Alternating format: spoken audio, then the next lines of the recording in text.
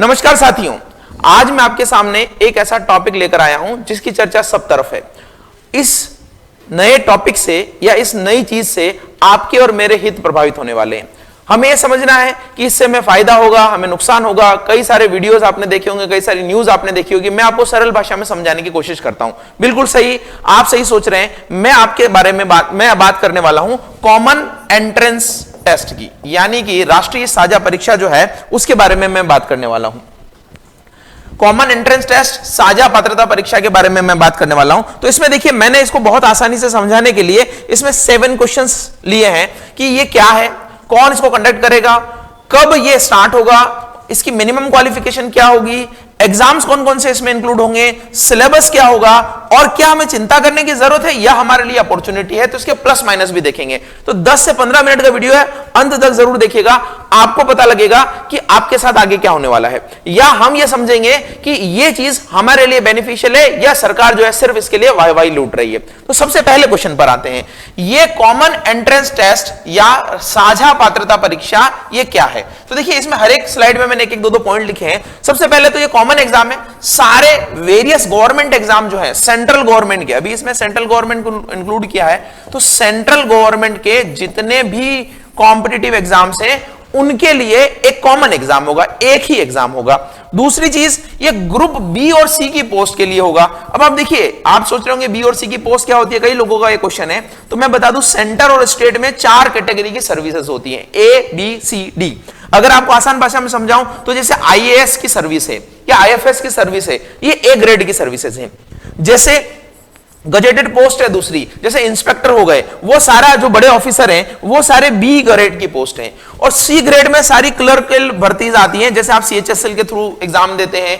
कई सारे विभागों में जो यूडीसी एलडीसी होते हैं वो सी ग्रेड की पोस्ट आते हैं। और डी ग्रेड जैसे हाई कोर्ट एलडीसी वगैरह होता है, या हम गए हाई कोर्ट की ग्रुप डी की वैकेंसी निकली है, प्यून वगैरह की निकली है, या फिर ऑफिसर्स में जो निचले लेवल पर काम करने वाले श्रमिक हैं उनके लिए जो वैकेंसीज निकलती है वो डी ग्रुप की है। तो इसके माध्यम से आपका बी और सी ग्रेड की पोस्ट की भर्ती की जाएगी। क्लियर दोस्तों?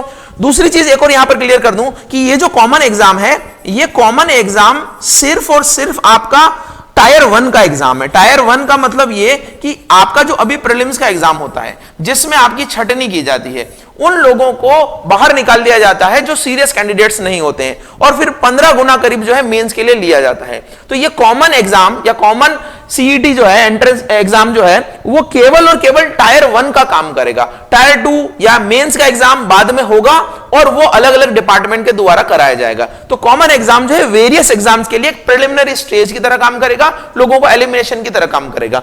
इसमें ग्रुप बी और सी की पोस्ट के लिए एग्जामिनेशन होंगे, और अभी केवल सेंट्रल गवर्नमेंट के एग्जामिनेशन को इसमें शामिल किया जा रहा है। तो ये पहला क्वेश्चन है आपका कि ये क्या है, इसके बारे में मैंने आपको बताया। दूसरा क्वेश्चन बात करते हैं, हु विल कंडक्ट, ये कौन कराएगा एग्जाम? ये common entrance exam state government कराएगी, सेंट्रल गवर्नमेंट कराएगी, एसएससी कराएगा, आईबीपीएस कराएगा, या वेरियस रेलवे रिक्रूटमेंट बोर्ड यानी आरआरबीज कराएंगे?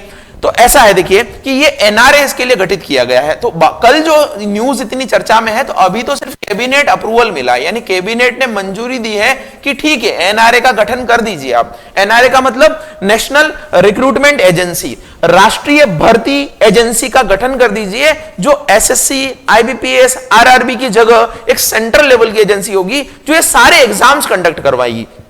कैबिनेट ने अप्रूवल दे दिया है, और इसके लिए 1557 करोड़ रुपए जो है घोषित किए गए बजट इसका। अब आप सोच रहे होंगे इतना करोड़ रुपया क्यों घोषित करना है? तो यहां पर देखिए एक कॉमन पोर्टल बनाएंगे वो आपके लिए। आपको बार बार जो है अभी फॉर्म भरना होता है, फोटो अपलोड करना होता है, डिक्लेरेशन देना होता है, ये सारा कुछ भी नहीं करना पड़ेगा। एक बार फॉर्म भरना पड़ेगा आपको, उस पोर्टल पे सारी जानकारी मिल जाएगी। तो ये पूरा इंफ्रा खड़ा करने के लिए इसको इतने पैसे की जरूरत है। तो एक बजट दे दिया है, कैबिनेट ने अप्रूवल दे दिया है, ये एनआरए गठित हो जाएगी, और ये जो है सेंट्रल लेवल पर एक ही भर्ती एजेंसी होगी जो ये सारे एग्जाम्स करवाएगी। तो एनआरए इसको कराएगी, नेशनल रिक्रूटमेंट एजेंसी कराएगी। इसी के गठन को कल मंजूरी दी गई थी, इसलिए इतना चर्चा में था।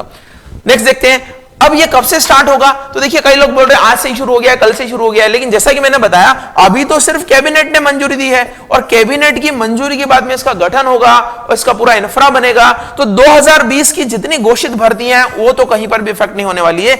इवन 2020 की एसएससी सीजीएल जो है वो भी नहीं होने वाली है। अगर आप सोचते हैं कि आपकी तैयारी बहुत अच्छी है तो और दम लगाकर लग जाइए इसमें और ये परीक्षा पास कर लीजिए। आगे क्या सिलेबस में बदलाव होगा उससे आप इफेक्ट नहीं होंगे। जैसे पीओ का एग्जाम है, दूसरे एग्जाम्स हैं, वो इस पर प्रभावित नहीं होने वाले। मैंने 2021 लिखा है और 22 भी लिखा है। तो मैं ये सोचता हूं कि अभी जिस तरीके से गवर्नमेंट वर्क कर रही है, आत्मनिर्भर भारत की तरफ बढ़ रही है, कई सारे जो पुराने लॉज को बदल रही है, नई चीजें लेकर आ रही है, नया काम कर रही है, तो हो सकता है कि 2021 के एग्जाम जो है करवा दे इसमें, लेकिन क्लियर नहीं है। पुराने एक्सपीरियंस को देखें तो मुझे लगता है कि 2022 जाएगा, लेकिन अगर नया अनुभव देखें, अगर हम सोचें कि गवर्नमेंट अगर दृढ़ है और कर सकती है तो 2021 भी पॉसिबल हो सकता है कि 2021 में आपके सारे एग्जाम्स करवा दिए जाएं।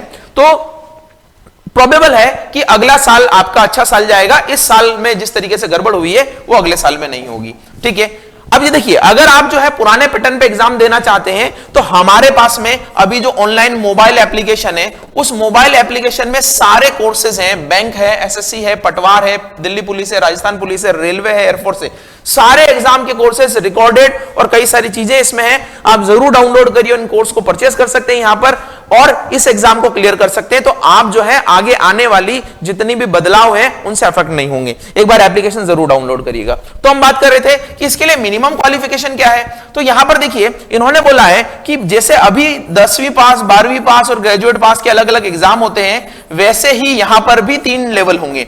10वीं पास के लिए अलग एग्जाम होगा, 11वीं पास के लिए अलग एग्जाम, 12वीं पास के लिए अलग एग्जाम होगा और ग्रेजुएशन वालों के लिए अलग एग्जाम होगा।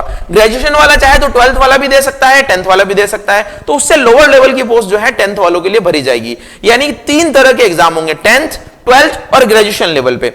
जो सिर्फ 12th वाला है वो 10वीं वाला भी दे सकता है, 12वीं वाला भी दे सकता है। और अगर किसी का केवल 10वीं पास है तो बस 10वीं पास वाला एग्जाम दीजिए और उसके लिए आपको एक मार्कशीट मिलेगी। जहां पर भी वैकेंसी निकलेगी कि 10वीं पास वाले भर सकते हैं तो वो जो है उस एग्जाम में आपका स्कोर आएगा। मान लीजिए कॉमन एंट्रेंस एग्जाम में 100 में से आपके 90 नंबर आए और आपके फ्रेंड के 70 नंबर आए, वैकेंसी निकली 10वीं पास, एलिजिबिलिटी आप हैं और आपको बोला गया कि 80 नंबर वाले भर सकते हैं कॉमन एंट्रेंस एग्जाम वाले, तो 80 वाले भरेंगे तो आप भर सकते हैं, आपका फ्रेंड नहीं भर सकता। इस तरीके से जो है वो आपकी एग्जाम होगी। लेकिन सबसे प्रमुख चीज है कि सिलेबस जो है इनके लिए सेम रहेगा। हाँ, डिफरेंस ऑफ लेवल हो सकता है, यानी ये हो सकता है कि थोड़ा लेवल डिफरेंस रहे, 10वीं पास का लेवल थोड़ा इजी रहे, 12वीं पास का लेवल थोड़ा ठीक रहे और ग्रेजुएशन वाला लेवल जो है और अच्छा रहे, लेकिन इनका सिलेबस सेम होगा। तो मिनिमम क्वालिफिकेशन इसमें कोई नहीं है, सिर्फ एग्जाम देने के लिए 10वीं 12वीं या ग्रेजुएट होना चाहिए आपको। तो जितना ज्यादा क्वालिफिकेशन आपकी होगी उतने ज्यादा एग्जाम्स के लिए आप एलिजिबल होंगे। जैसे अगर मैं कोई इनकम टैक्स में इंस्पेक्टर आपको जाना है तो वो 10th-12th पास नहीं चलेगा। अगर आपको एलडीसी जाना है तो हो सकता है 12th पास चला जाए, अगर आपको डी ग्रुप में जाना है तो हो सकता है 10वीं पास ही चल जाए। इस तरीके से आगे देखते हैं क्या एग्जाम जो है क्या क्या इंक्लूड होगा। तो अभी तो देखिए एसएससी यानी स्टाफ सिलेक्शन कमीशन, जितने भी एसएससी के एग्जाम होते हैं, सीपीओ ले लीजिए, सीजीएल ले लीजिए, एमटीएस ले लीजिए, 10+2 ले लीजिए, वो सारे एग्जाम जो एसएससी कंडक्ट करवाती है, एक भर्ती एजेंसी है वो। दूसरा आईबीपीएस, आरआरबी, एसबीआई, आरबीआई जितने भी एग्जाम कराती है, पीओ के हो चाहे क्लर्क के हो चाहे एसओ के हो, वो सारे एग्जाम इसमें कंडक्ट होंगे। और ऑल आरआरबीज, ये आरआरबी बैंक वाला आरआरबी नहीं है, ध्यान रखिएगा,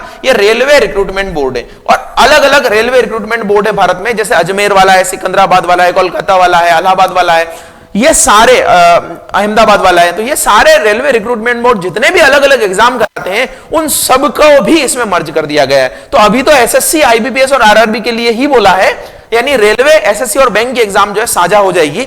लेकिन यहां पर बोला गया है कि स्टेट लेवल एग्जाम्स जो हैं, जैसे पटवारी हो सकता है, कांस्टेबल हो सकता है, ये भी बाद में इंक्लूड किया जाए, एलडीसी हो सकता है। और एक और चीज अच्छी हो सकती है कि निजी क्षेत्र के सेक्टर भी जो है आपकी मार्कशीट यूज कर सकते हैं। अभी निजी क्षेत्र के सेक्टर क्या सोचते हैं कि हमें अच्छा बंदा मिले और वो जो है थोड़ा ज्ञानवान भी हो, थोड़ा समझदार भी हो, उसकी रीजनिंग मैथ्स भी ठीक ठाक हो, तो उसको बाद में कुछ करने की जरूरत नहीं है। प्राइवेट सेक्टर में 10 लोग चाहिए उसको क्लर्क के रूप में, वो बोलेगा कि जिनका कॉमन एंट्रेंस टेस्ट में जो है इतना स्कोर है वो अप्लाई करें, बाकी जिनका नहीं है वो मत अप्लाई करें। तो इस तरीके से प्राइवेट सेक्टर के लोग भी आपके लिए अपॉर्चुनिटी खोल सकते हैं। लेकिन अभी 8% जो है 3 ही अलाउ किए गए हैं, बाद में हो सकता है कि इन लोगों को भी मिले मौका, और अगर ये भी इंक्लूड हुए तो ये एक बहुत बड़ा बदलाव होगा। जैसे 2011 से पहले बैंकों में अलग अलग बैंक अलग अलग वैकेंसी निकालते थे, एक बैंक का भरते नहीं थे कि दूसरे का एग्जाम आ जाता था, दूसरे का इंटरव्यू नहीं देते थे कि तीसरे का एग्जाम आ जाता था। तो बाद में आईबीपीएस आने के बाद काम स्ट्रीमलाइन हो गया उसी तरीके से अभी एसएससी में देखिए हर जगह अलग अलग एग्जाम है, 10 का अलग है, 12 का अलग है, उसका अलग सीजीएल का अलग है, और उसमें भी बहुत सारी दिक्कतें हैं। तो ये सारा जो है दिक्कतें खत्म करने के लिए ही ये किया जा रहा है, तो बहुत पॉजिटिव चीज है आगे आने वाले के लिए। अभी हम इसके बेनिफिट भी डिस्कस करेंगे। अब देखिए सबसे बड़ी बात कि इसका सिलेबस क्या है। तो कई लोग बोल रहे हैं ये सिलेबस होगा वो सिलेबस होगा, लेकिन देखिए ये डिसाइडेड नहीं है, अभी तो सिर्फ बोला है कि एनआरए का गठन होगा, लेकिन सिलेबस में मुझे लगता है कि अभी डिसाइडेड तो नहीं है, लेकिन मैथमेटिक्स तो रहेगा ही रहेगा, रीजनिंग रहेगा, इंग्लिश रहेगा और जनरल नॉलेज तो रहेगा, ये ही रहेगा। हाँ, ये जरूर हो सकता है जिस तरीके से सरकार ने भी शिक्षा नीति में बदलाव किया है, या सरकार जो यूपीएससी आरएस के पैटर्न में भी चेंज करती रहती है, तो उसके अकॉर्डिंग जो हमारे इंसिडेंट्स होते हैं, इंपॉर्टेंट इंसिडेंट जो हमारे अराउंड सराउंड हो रहे हैं, चाहे वो करंट अफेयर्स की घटनाएं हो या दूसरी घटनाएं जो हमें प्रभावित करती है, उनसे रिलेटेड सिलेबस में कई सारी चीजें हो सकती है, जिससे एनवायरमेंट एक बहुत बड़ी चीज है जो अफेक्ट करती है हमें, तो एनवायरमेंट का इंपॉर्टेंस बढ़ता जा रहा है, तो ये चीजें इसमें इंक्लूड की जा सकती हैं। अब बैंक वाले या एसएससी वाले या जो रेलवे वाले हैं, उनका एक कॉमन सिलेबस ये बना देंगे जिसमें थोड़ा क्वांट ले लेंगे, थोड़ा रीजनिंग ले लेंगे, थोड़ा इंग्लिश ले लेंगे, जनरल नॉलेज ले लेंगे, क्योंकि आखिरकार ओवरऑल ये है तो प्रीलिम्स की परीक्षा ना, मेंस की तो है नहीं, तो प्रीलिम्स की परीक्षा है इसलिए हो जाएगा ये। तो सिलेबस जो है डिसाइडेड नहीं है, बट ये चीजें हैं। अब आप देखिए इसके बेनिफिट्स क्या है। देखिए यहां पर हमें जो है बहुत फोकस करने की जरूरत है, क्या बेनिफिट्स हैं। सबसे पहले तो आपको अलग अलग डिफरेंट एग्जाम देने की जरूरत नहीं है। आप आरबीआई के लिए अलग एग्जाम दे रहे हैं, एसबीआई के लिए अलग एग्जाम दे रहे हैं, सीएचएसएल के लिए अलग एग्जाम दे रहे हैं, सीएचएसएल में दूसरी चीजें उनके लिए अलग एग्जाम दे रहे हैं, कोई भी अलग एग्जाम देने की जरूरत आपको नहीं है। फिर दूसरी चीज, अलग अलग एग्जाम में तो फीस भी अलग अलग है, तो इकोनॉमिकली भी आपके लिए बेनिफिटेड है, क्योंकि हर एग्जाम के लिए अलग अलग फीस जब आप देते हैं तो बहुत सारा पैसा खर्च होता है। दूसरा, हर बार एग्जाम देने के लिए जाते हैं तो यात्रा का व्यय भी होता है, रुकना भी होता है, बहुत सारी चीजें, वो सारा खर्चा कम हो जाएगा। और prelims exam will be eliminated for all exam, यानी कि इससे एक बार प्रीलिम्स एग्जाम हो जाएगा, फिर किसी का भी प्रीलिम्स एग्जाम नहीं होगा। दूसरा, भारत में 3 संस्थाओं के द्वारा कितने भी एग्जाम कराए जाते हो, किसी में भी प्रीलिम्स देने की जरूरत ही नहीं रहेगी। और अगर आपके पहली बार में अच्छे नंबर आ गए तो सोचिए 3 साल तक आपको प्रीलिम्स देने की जरूरत नहीं है, क्योंकि ये कार्ड जो है आपका 3 साल तक वैलिड होगा। तो किसी के लिए प्रीलिम्स देने की जरूरत नहीं है। तो कितना बड़ा बेनिफिट हो सकता है इससे, समय की बचत होगी, पैसे की बचत होगी, आपका जो मेंटल हरासमेंट है वो कम हो जाएगा, बहुत सारी चीजें हो जाएगी। फिर क्या होगा, एग्जामिनेशन सेंटर का बोला है कि हर डिस्ट्रिक्ट में एग्जामिनेशन सेंटर होगा, 1000 एग्जामिनेशन सेंटर बनाने की बात की जा रही है। तो अब मान लीजिए जैसलमेर का कोई व्यक्ति है जिसको जोधपुर आना होता है, तो वो नहीं आएगा, जैसलमेर में सेंटर हो जाएगा, तो बड़े बड़े सभी शहरों में सेंटर्स हो जाएंगे। 3 करोड़ एस्पिरेंट जो है इससे बेनिफिट होगा, यानी कि भारत में 3 करोड़ लोग करीब 1.25 लाख से 1.5 लाख भर्तियों के लिए आवेदन देते हैं, इतना बड़ा मास लेवल पे अफेक्ट होगा। तो अगर सरकार चाहे इसको दृढ़ता से मजबूती से अगर इंप्लीमेंट करे तो 2021 बहुत ही सुनहरा भविष्य आपके लिए हो सकता है। स्कोर कार्ड 3 साल तक वैलिड होगा, जैसा कि मैंने बताया कि आपको 3 साल तक कोई प्रीलिम्स एग्जाम देने की जरूरत ही नहीं पड़ेगी। और कौन सी अच्छी चीज दी है, ये देखिए, अगर आपका मान लीजिए पहले एग्जाम में आपका स्कोर अच्छा नहीं गया, आपने सीरियसनेस से दिया नहीं, तो उसको इंप्रूव करने की भी व्यवस्था है। आप ये भी कर सकते हैं कि अपने स्कोर कार्ड को अच्छी तरीके से इंप्रूव कर लीजिए, वापस एग्जाम दे दीजिए सीईटी का, और इसके लिए कोई बाउंडेशन उन्होंने नहीं रखी है कि कितनी बार दे सकते हैं। आपका जो एज आपको परमिट करता है उसके अकॉर्डिंग आप वापस एग्जाम दीजिए और अपने सीईटी के कार्ड को इंप्रूव कर लीजिए। और क्या है, ये जो है बोल रहा है कि 12 डिफरेंट लैंग्वेजेस में सीईटी होगा। अभी क्या है, हिंदी इंग्लिश में जनरली आपका एग्जाम आता है, आपको चूज करना होता है कि हिंदी में करना है अटेम्प्ट या इंग्लिश में करना है, लेकिन रीजनल लैंग्वेजेस को भी इसमें इंपॉर्टेंस दिया गया है, ताकि कोई रीजनल लैंग्वेजेस में अच्छा है तो उसको वो क्वेश्चन आराम से समझ में अच्छे से कर पाए। और अभी ये बोला जा रहा है कि सीईटी 2 बार होगा साल में, ऐसा कहा जा रहा है। अभी कोई भी नियम नहीं आए हैं, लेकिन हो सकता है कि शुरुआती लेवल पर 2 बार साल में सीईटी कराएं, और हो सकता है बाद में जो है थोड़े टाइम बाद 1 साल में 1 बार कराएं। तो ये इतने सारे बेनिफिट हैं इसके, जो आपको हो सकता है कि आने वाले भविष्य में देखने को मिले, और इन बेनिफिट का लाभ ही हमें उठाना है। हमें हमारी तैयारी अनवरत जारी रखना है, और हमारी तैयारी अगर अच्छी होगी, हमारी मैथ्स पे पकड़ अच्छी होगी, रीजनिंग पे पकड़ अच्छी होगी, तो कोई सा भी बदलाव आ जाए हमें तो फायदा ही है। अभी हम जो है बैंक की तैयारी करते तो एसएससी की नहीं कर पाते, एसएससी की करते तो बैंक की नहीं कर पाते, तो वो सारी चीजें जो है खत्म हो जाएगी। अब सारे एग्जाम के लिए आप एलिजिबल हो जाएंगे। और हो सकता है कि आपने मान लीजिए ये दिया, प्री का एग्जाम दिया, और अब आपको बाद में जब मेंस का एग्जाम होगा तो बैंक का अलग होगा, एसएससी का अलग होगा, और रेलवे का अलग होगा। तो आप चाहे तो बाद में इधर चले जाइए, इधर चले जाइए, इधर चले जाइए, तीनों में चले जाइए, कोई फर्क नहीं है आपका। तो ये सारे बेनिफिट हैं। ड्रॉबैक्स क्या है इसके बारे में बात कर लेते हैं। देखिए, सबसे पहले तो multiple stage exam will be there like level 2 level 3। अब ऐसा नहीं है कि प्रीलिम्स के एग्जाम देने के बाद में आपकी नौकरी पक्की हो गई है, कि आपने प्रीलिम्स क्लियर कर लिया अब आपको नौकरी मिल जाएगी। यहां पर भी लेवल 2 या स्पेशलाइज्ड एग्जाम होंगे आगे, वो वेरियस डिपार्टमेंट कराएंगे। तो ये लेवल 2 और लेवल 3 के एग्जाम तो बाकी बचे हैं। हम सोच रहे थे कि एक बार परीक्षा दें और हमारी नौकरी लग जाए, 2-3 साल तक मार्कशीट रहे, ऐसा नहीं है यहां पर। दूसरा, mains exam will be conducted separately by the various departments. तो इसका देखिए सबसे बड़ा बेनिफिट तो ये बोला जा रहा है कि ट्रांसपेरेंसी आ जाएगी, नकल रुक जाएगी, बहुत सारी चीजें जो हो रही थी, धांधली हो रही थी, टाइम लग रहा था, 2-3 साल लग रहे थे रिक्रूटमेंट को, वो खत्म हो जाएंगे। लेकिन प्रॉब्लम क्या है कि मेंस एग्जाम तो डिपार्टमेंट ही कंडक्ट करवा रहा है, तो सरकार को भ्रष्टाचार को खत्म करना ही पड़ेगा, चाहे कोई से भी नए नियम ले आओ। जब तक भ्रष्टाचार खत्म नहीं होगा तब तक ये चीजें खत्म नहीं होगी, क्योंकि अल्टीमेटली मेंस का एग्जाम तो डिपार्टमेंट ही करा रहे हैं। तो इस चीज के लिए हमें थोड़ा मजबूत रहना होगा और हमें ये सरकार पे दबाव भी बनाना चाहिए कि इसको फेयर प्रोसेस में लेके आए, तो बहुत सारे लोगों का भला हो सकता है। इसके बाद में syllabus and other things are not clear, तो अभी क्लियर नहीं है, तो ये तो क्लियर हो जाएगा जैसे ये एनआरए का गठन होगा, तो वो सिलेबस वगैरह जारी कर देगी। और प्रीवियस एक्सपीरियंस ये है कि स्लो प्रोसेस होता रहता है इसमें, तो हम ये सोचते हैं कि सरकार अगर ठान ले तो ये प्रोसेस बहुत अच्छा है। इससे अच्छा कुछ भी नहीं हो सकता है कि आप इतने करोड़ों लोगों का पैसा बचे, समय बचे, एक बार एग्जाम दें और वो बहुत सारे एग्जाम्स के लिए एलिजिबल हो, तो इससे अच्छा कुछ भी नहीं हो सकता है। तो जितने भी लोग अभी तैयारी कर रहे हैं, जिनके पास में अभी चांस है, वो चांस रखिए, अच्छे से दीजिए। नेक्स्ट ईयर क्या होता है उसके बारे में सोचा जाएगा, लेकिन अभी आपके पास बहुत अच्छा चांस है। कई लोग अगर सोच रहे हैं कि आपकी तैयारी अच्छे लेवल पे है, तो जरूर आप एग्जाम दीजिए। और मैंने जैसा कि बताया, हमारी एप्लीकेशन में कई सारे कोर्सेज अवेलेबल हैं, उनकी एग्जाम्स भी जो है सितंबर में किसी की है, किसी की फरवरी में, किसी की नवंबर में, अलग अलग वेरियस एग्जाम्स हैं। तो अभी भी आपके पास टाइम है, या तो अभी दम लगा दीजिए, नहीं तो फिर मिलेंगे नए सेशन में नेक्स्ट ईयर। चलिए, धन्यवाद, थैंक यू सो मच।